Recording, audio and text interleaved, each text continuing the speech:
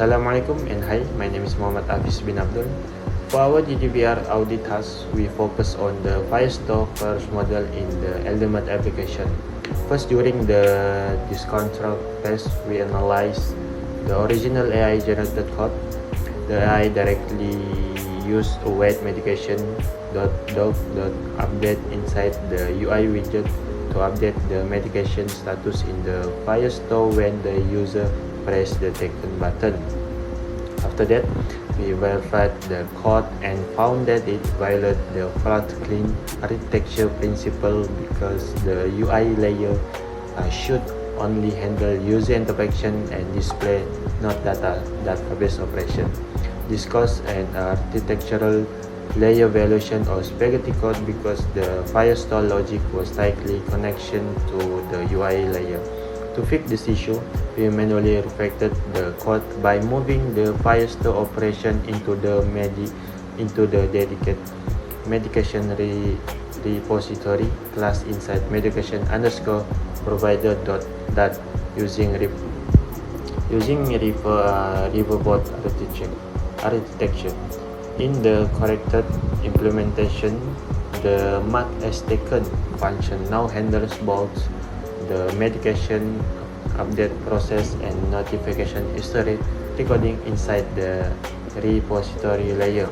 So this improvement made the application more organized, scalable, and easier to maintain. Overall, this audit showed that although the AI generated code was functionally, human intervention was still necessary to ensure the application followed proper Flutter architecture and software engineering practice. So that's all for me. Assalamualaikum, Dr. Rahman. My name is Shahrul Aiman and my role on the Eldermed project was the reactive state architect. I was responsible in auditing the state management logic of the project, in which for our project we have selected Riverport. So today I want to walk you through my GDPR audit and share how I had to step in and fix a major state management issue caused by Gemini. That is the AI tools that we mainly use. And so when we first generated the code, the AI completely ignored our architectural rules that was stated by our client.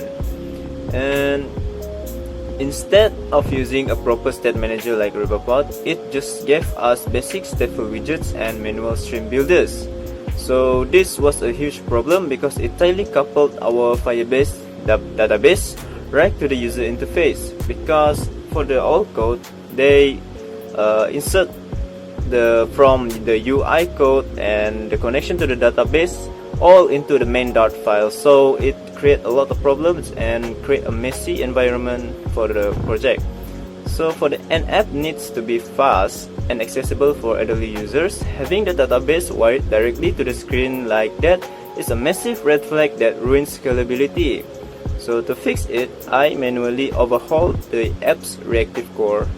I went through the widget tree, swept out the stateful widgets for Riverport consumer widgets, and set up a global stream provider to handle all the data fetching in the background. Because of this, our UI now just use ref watch to passively listen for updates, meaning the database is totally decoupled from the presentation layer.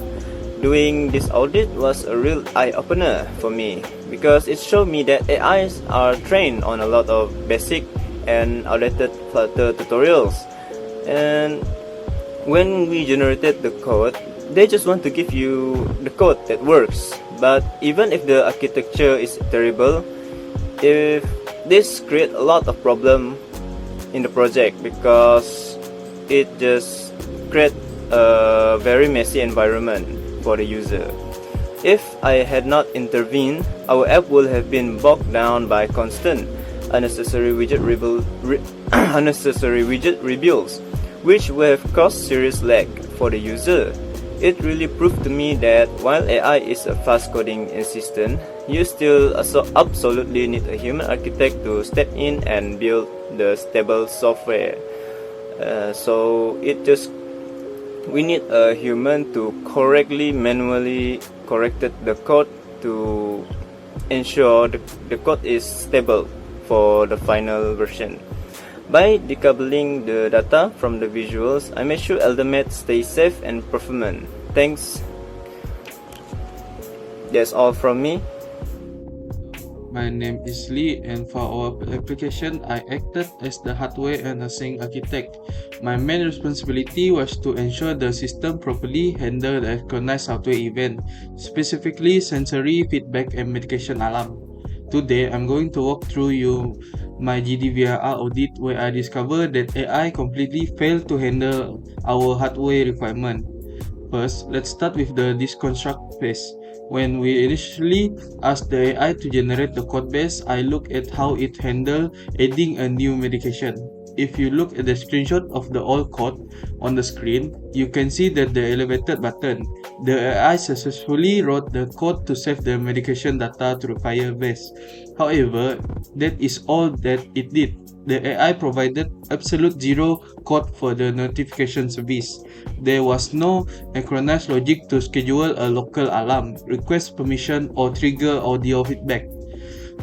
In the verify phase, I determined that violates our critical client rule. For medical reminder apps, it is not enough to just save text to the database. The system must actively engage the device hardware to ring an alarm or to alert the elderly user.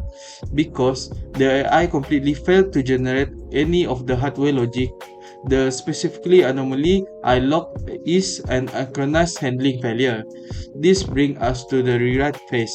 Because the old code didn't provide any notification service, I couldn't just accept it.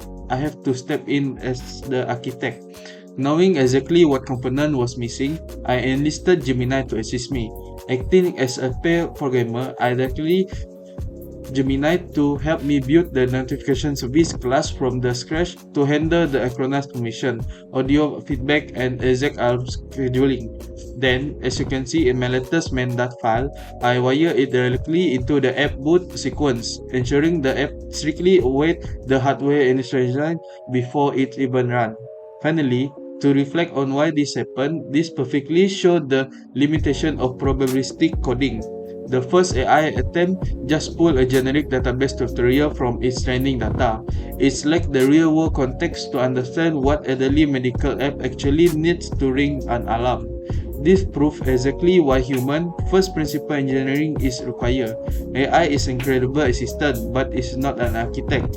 Because I understood the underlying architect, I was able to catch the AI failure and properly guide Gemini to help me build the robust, synchronized hardware system of our app actually needed. Thank you. Good afternoon, sir.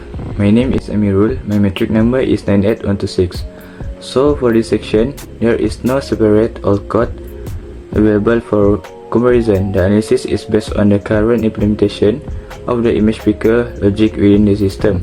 The application allows user to select an image from the device gallery using image source gallery, and the selected image is written as a temporary file reference. The system then shows only the pick file path into the application state as selected image path, without any prior or alternative approach for handling image persistence. This path is later used both to display the image in the UI through file image and to store the reference in the medication data model. However, this approach depends entirely on a temporary cache directory generated by the operating system, which is not guaranteed to persist in the long term. As a result, if the cache is clear or the application is restarted, the image may no longer be accessible. Therefore, the key issue identified is the absence of a proper local storage mechanism, rather than a comparison between old and new implementation. That's all. Thank you. Hello, my name is Aina Vicena, and finally, I will be presenting my part of the GDVRR audit process for the Eldermed application as the cognitive accessibility architect for the view layer. So firstly, during the deconstruct phase, I analyzed the AI-generated filter code for the medication save button. In the all AI-generated code, The button directly executed Firebase Firestore database operations inside the UI widget itself using an asynchronous await function. After the database finished saving, the code attempted to close the dialog using navigator.pop context. And here, although the code technically worked, this implementation created a major architectural and usability issue. And the problem was that the app was using weird context across an asynchronous gap. So like if the elderly user accidentally pressed the back button, double tap or close the dialog during network delay, the context could already be destroyed before the save process finished, and this could potentially crash the application. Also, the AI violated clean architecture principles because it placed database logic directly inside the UI layer instead of separating it properly. During the verify phase, I compared the implementation against FATE standards and our stakeholder requirements. FATE best practices state that database operations should not be directly handled inside UI widgets, and build context should not be used unsafely after asynchronous operations. At the same time, our stakeholder required the interface to support elderly users through larger touch targets, clearer labels, and high contrast visual design. So, in the rewrite phase, I manually refactored the implementation. Instead of allowing the button to directly communicate with Firebase, I redirected all database operations into the report repository layer using medication repository provider. This means the asynchronous save process is now handled safely in the background, while the dialog closes immediately and synchronously when the save button is pressed. And this completely removes the unsafe async gap and prevents navigation crashes. I also redesigned the button visually by increasing the padding size, adding a high contrast for the screen background, and using bold white capitalized text to improve readability and accessibility for elderly users. So here what I can conclude is that the AI focused mainly on generating functional code by copying common tutorial patterns from the internet. However, the AI failed to consider the real-world behavior and cognitive limitations of elderly users such as accidental taps, confusion during delays, and accessibility needs. And this demonstrates why human auditing remains important in AI-assisted development. AI can help generate code quickly, but human architects are still necessary to ensure accessibility, stability, maintainability, and proper user-centered design. Thank you.